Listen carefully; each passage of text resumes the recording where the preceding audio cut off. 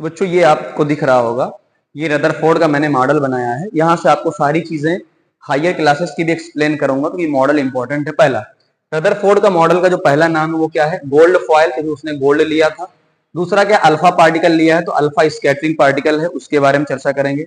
One by one मैं आपको बताता चलता हूं ताकि और भी आपको चीजें क्लियर हो। कुछ चीजें मैं आपको देख के भी बताऊंगा। पहला देखो, उसने क्या किया, सबसे पहला क्वेश्चन आता है जो आपकी एनसीईआरटी नहीं लिखती है, ये आपका अल्फा पार्टिकल आया कहां से है? तो हमने कहा कि देखो, ये जो आपका अल्फा पार्टिकल है, मैंने कोई रेडियो एक्टिव सब्सटेंस लिया। रेडियो एक्टिव का मतलब जिसके अंदर से रेडिएशन निकलती है।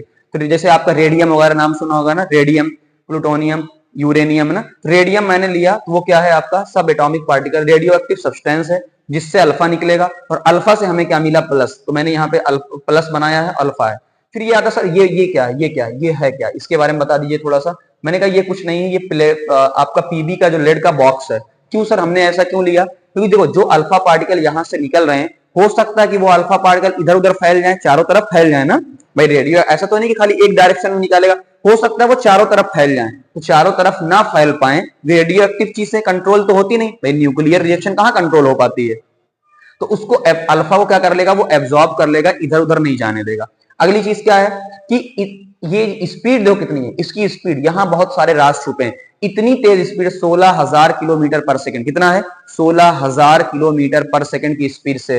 फिर ये इसको स्पीड कौन देगा? तो साइक्लोट्रॉन। आपको पढ़ना नहीं, मैं खाली बता, साइक्लोट्रॉन होता है वो, इसको स्पीड अप करता है। चलो ठीक है।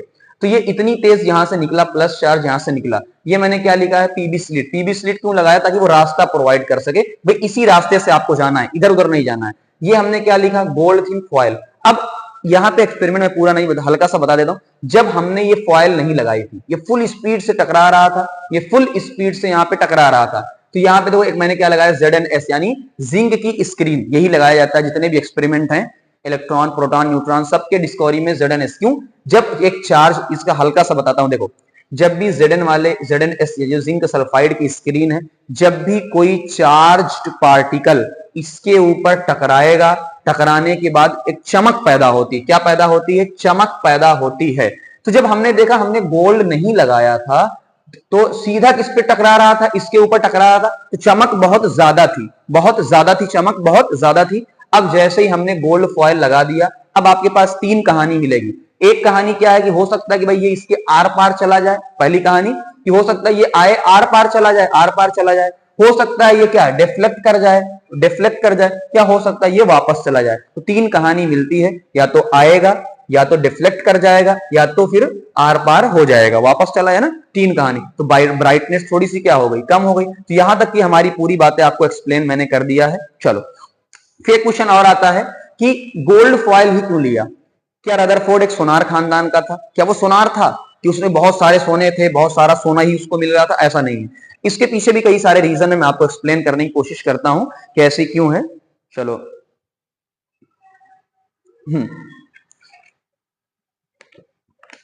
मैं एक्सप्लेन करने की आपको कोशिश करता हूं। एक मिनट देखता हूं, एक मिनट वेट करना खाली। चलिए, मैं आपको और भी चीजें एक्सप्लेन करने की ट्राई करता हूं, और भी जो मजेदार चीजें हैं। तो पहली चीज तो ये है कि आप हीलियम अल्फा पार्टिकल के बारे में जान जाओ। अल्फा पार्टिकल होता क्या है? देखो, ये आपका हीलियम होता है, हीलियम होता है। हीलियम के बारे में चर्चा पूरी होगी। हीलियम क्या होता है बेटा? 2 हीलियम का 4, ये आपका हीलियम होता है, जिसमें आपके इलेक्ट्रॉन कितने मिलेंगे? 2। प्रोटॉन भी कितने मिलेंगे आपको? 2। और न्यूट्रॉन भी कितने मिलेंगे आपको? 2 मिलेंगे। यहां से हमने क्या किया? 2 इलेक्ट्रॉन को निकाल दिया। माइनस का मतलब 2 इलेक्ट्रॉन निकल गया। और जब भी 2 इलेक्ट्रॉन निकलता है, किसी के ऊपर भी निकलता है, तो प्लस चार्ज आता है, वो बन जाता है हीलियम का +2। यही जो हीलियम का +2 है। अब देखो, इलेक्ट्रॉन कितने हो गए यहाँ पे? 0। प्रोटॉन कितने हो गए आपके? 2।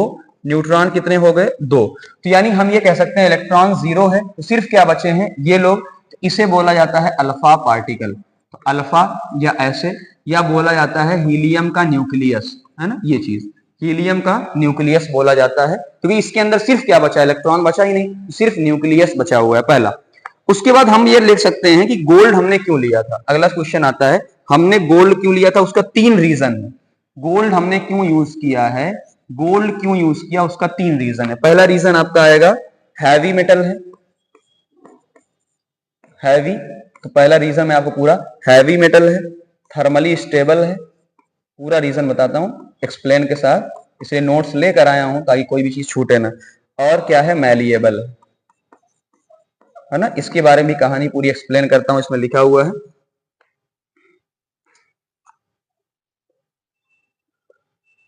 चलो हम एक्सप्लेन आपको करने की कोशिश करते हैं कि हैवी मेटल, हैवी मेटल से आपको क्या फायदा मिलेगा कि देखो कि हैवी मेटल का मतलब ये है कि जितना भी मास होगा, सारा का सारा मास कहां पर होगा, सारा मास उसके सेंटर पे होगा, यानी उसके न्यूक्लियस पे होगा, ठीक है ना।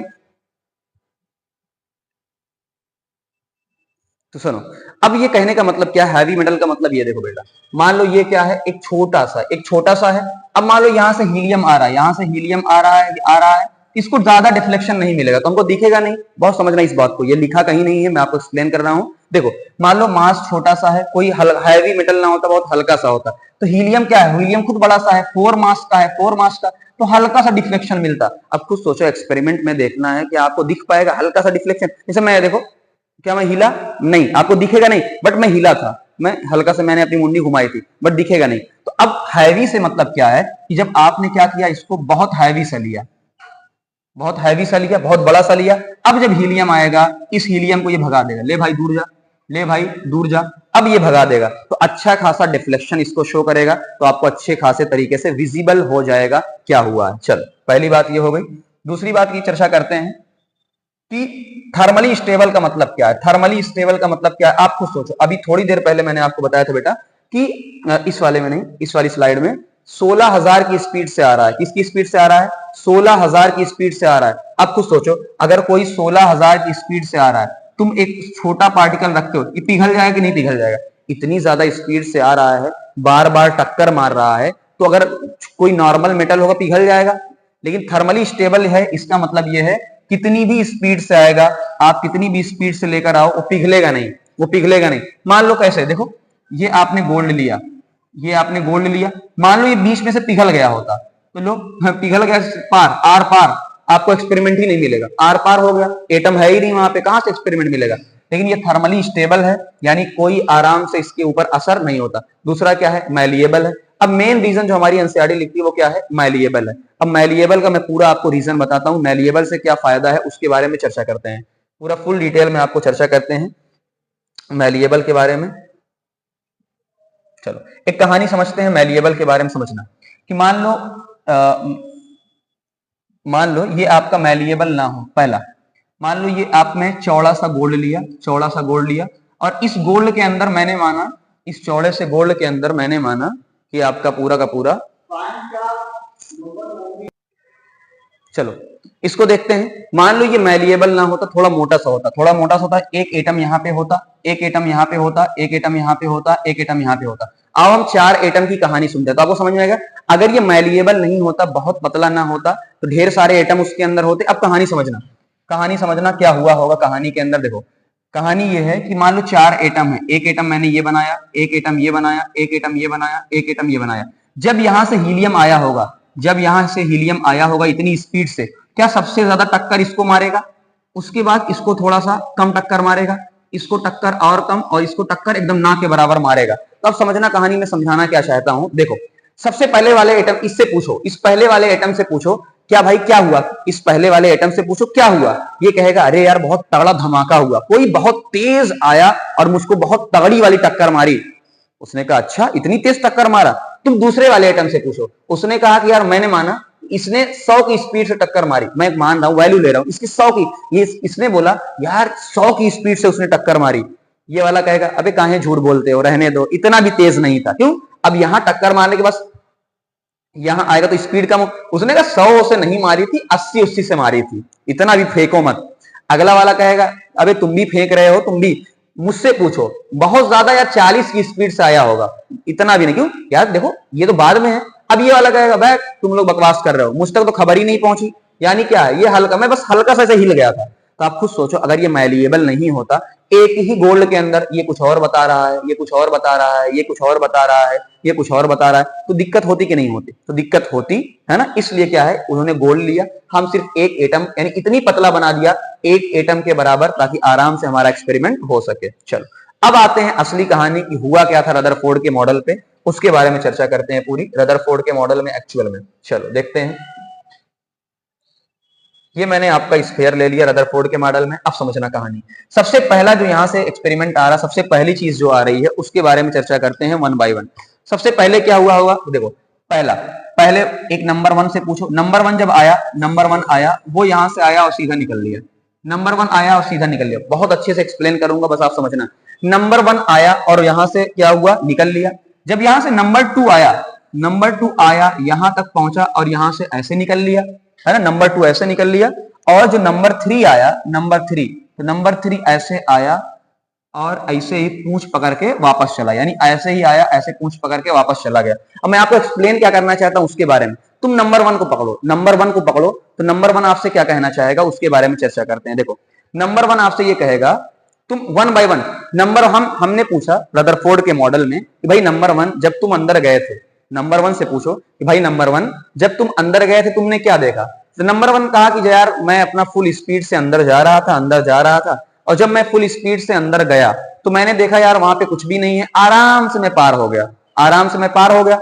उसने कहा हाँ ठीक है, आराम से पार हो गए, इसका मतलब ये जो पूरा हिस्सा है, चाहे ये वाला हिस्सा हो, चाहे मैं ऐसे नीचे से पार हो गया हूं, ये जो हिस्सा है इससे मिला कि यार जो पहला वाला हिस्सा है ये पूरा क्या है, वैकेंट स्पेस है, यानी खाली है।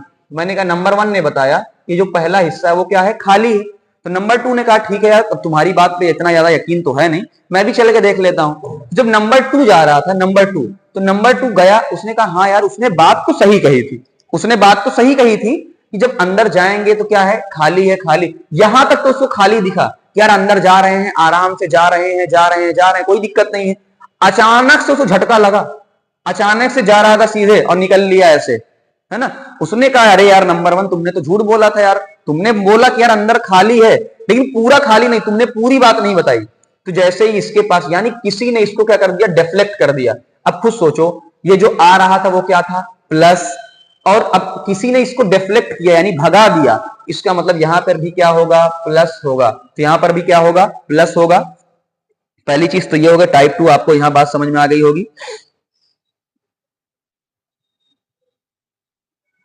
चलो अब एक चीज और आपको बता रहा हूं, है ना, कि इसने क्या किया, इसने कहा, अब यहाँ पे आपको हल्की सी प्लस जो है, उसने कहा ये जो प्लस है ना, ये प्लस कोई हल्का फुल्का नहीं है, ये तगड़ा वाला प्लस है। क्यों तगड़ा वाला, कि यार मैं इतनी स्पीड से आ रहा था, 16,000 की स्पीड से आ रहा था, उसके बावजूद उसने मुझे ढकेल दिया, इसका मतलब ये बहुत तगड़ा वाला है। उसने कहा यार यहाँ पर कोई प्लस है। तो नंबर थ्री वाले ने कहा यार तुम लोग यार पता नहीं क्या क्या बातें कर रहे हैं, कोई कह रहा है कि यार खाली है, कोई कह रहा है हाँ खाली है, लेकिन कोई और बैठा है, चलो मैं देख कर आता हूं कौन है, एकदम स्पीड में आ रहा हूं मैं, एकदम एकदम सीधा उसके पास आया, है ना। नंबर तीन मैं यहाँ प्लस बना लेता हूं, यहाँ पे एकदम उसके पास आया। उसने कहा कि देखो मैं फुल स्पीड में आऊंगा, भगा दूंगा, जो भी होगा उसको इधर आर पार कर दूंगा। अब बताओ, अब समझा, आ रहा था, आ रहा था, आ रहा था, अभी पहुंचा ही नहीं वापस, है ना। जैसे एग्जांपल नहीं, कुछ लोग आते हैं पढ़ने और राजनीति में चले जाते हैं ना, वही वाला कहानी है कि आए थे पढ़ने की, यार लोग पढ़ेंगे पढ़ेंगे इनको पढ़ा देंगे, और वापस चले गए, यानी राजनीति में चले गए। तो आए थे उसको भगाने और खुद ही निकल लिए। तो इससे बात समझ में आई, यहां से पूरा एक्सपेरिमेंट आपको समझ में आ गया होगा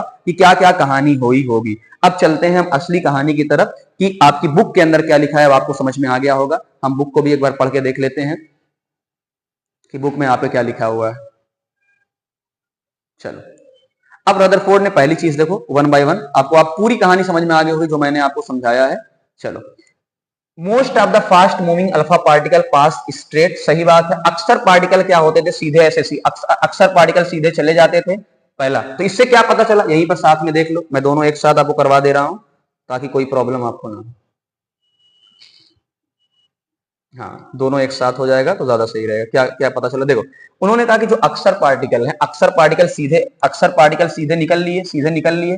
तो पहला पॉइंट यहाँ का पढ़ो, पहला पॉइंट यहाँ का पढ़ो, मोस्ट ऑफ द स्पेस। तो अक्सर स्पेस क्या है, एटम के अंदर खाली है, क्योंकि अक्सर क्या है, विदाउट डिफ्लेक्टेड। सिंपल कहानी है, अक्सर पार्टिकल सीधे निकल गए, इसका मतलब क्या था कि अक्सर स्पेस क्या होगा, खाली होगा। Second, some of the alpha particle were deflected by the gold some small angle. कुछ अल्फा पार्टिकल ऐसे थे जो आए तो सीधे थे लेकिन ऐसे निकल लिए थे। इससे क्या पता चला कि इंडिकेट पॉजिटिव चार्ज ऑक्युपाई, कि जो पॉजिटिव चार्ज है वहां पर बैठा हुआ है थोड़े स्पेस में, सही बात है, आपको मुड़ा दिया, पॉजिटिव है, खत्म। Third point, 1 out of every 12, कोई 12,000 लिखता है, कोई 14,000 लिखता है, अलग अलग वैल्यू है। सरप्राइजिंग, 12,000 में कोई एक ऐसा था जो पूरा ऐसे सीधे जाने के बाद वापस लौट गया था। इससे क्या पता चला, a very small fraction of alpha particle were deflected bye 180, तो डिग्री पूछा जा सकता है, indicating that the all the positive charge and mass of the gold atom were concentrated in a very small volume.